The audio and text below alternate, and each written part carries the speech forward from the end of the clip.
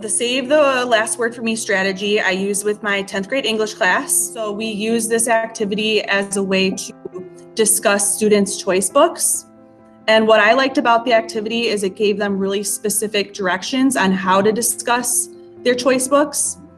And even before they started to discuss, they had to plan out what they wanted to say. So there is some preparation involved with that. Is students prepare in advance 3 quotations that they would like to talk about, and then reasons why they chose those quotations.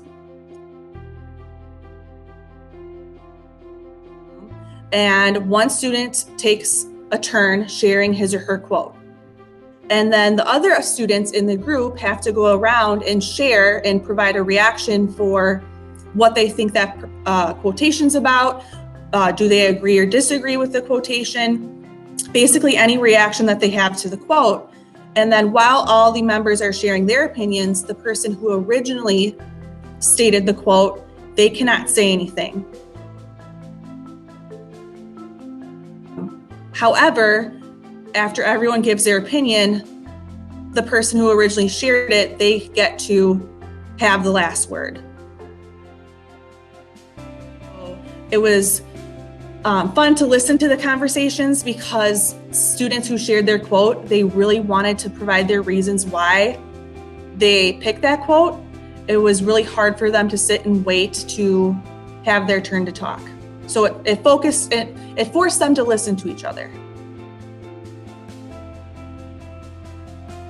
So with any multi-step protocol or strategy, I think it's important to teach the strategy and what it should look like, so that when you really want a graded discussion or graded lesson, students aren't focused on what they need to do and what the steps are, and instead they're focusing on the quality of their conversation and how they interact with one another. So we use Jamboard. Each discussion group had their own Google Meet, and then the discussion leader was in charge of creating the Jamboard, which we showed them how to do prior to the lesson. And I was surprised how very user-friendly it is. And what the Jamboard allowed students to do is to visually see the quotations. So as opposed to just one student reading it and then just having to listen to it and comprehend it and process the quotations, students also had that visually so that they could see the quotation and maybe look at some of the word choices.